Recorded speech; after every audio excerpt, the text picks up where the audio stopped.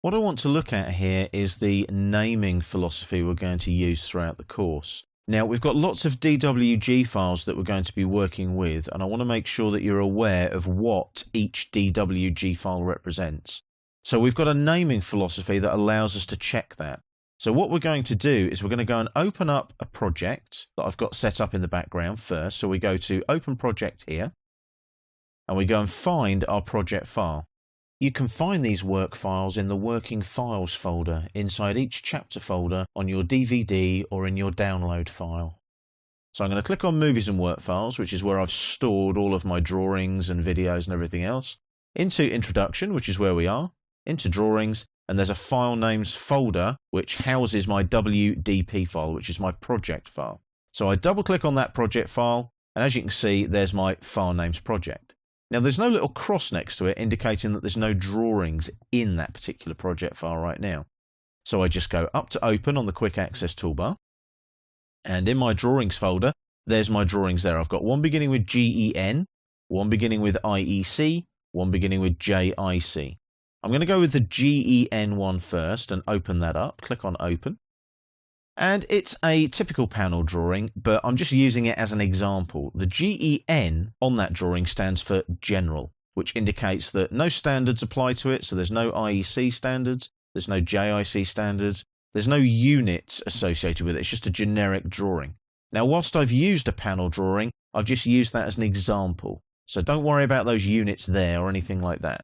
What I'll do now is I'll right-click on the project and add that active drawing to the project, and say yes to applying the project default values.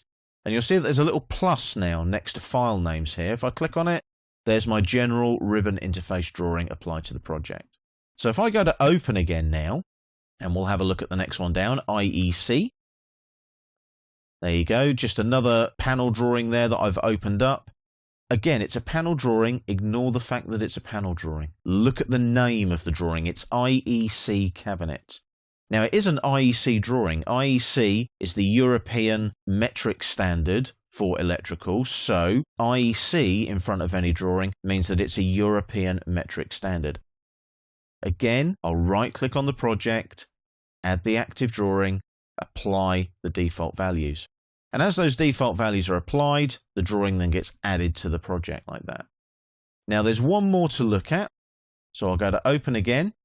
And this time we've got JIC, and what I'll do is I'll open that one up. JIC is the American standard for electrical, and that will be in feet and inches. It'll be imperial, and there's a typical drawing there. And again, it's just a typical drawing. Look at the naming philosophy. JIC intro drawing up here at the top of the screen. Right-click on File Names again, add active drawing, and we'll say yes to applying the project default values. Now, we've got those three drawings in our File Names project, and you can see the naming philosophy now. GEN, G-E-N, stands for General. So no standards apply, no units apply. IEC, the European standard applies, and it is a metric drawing using millimeters, meters, and so on. JIC is the American standard for electrical, which will use feet and inches and will be an imperial drawing. So if you see that in front of any drawings in the work files that we use during this course, you now know what each one of them means. So GEN is General, IEC, European Metric, JIC, American, Imperial, feet and inches. So hopefully that clears that one up for you. And what will happen now is when you work through the work files, you'll understand when you open one what units you're working in. More importantly, with IEC and JIC, what symbol libraries you'll be using.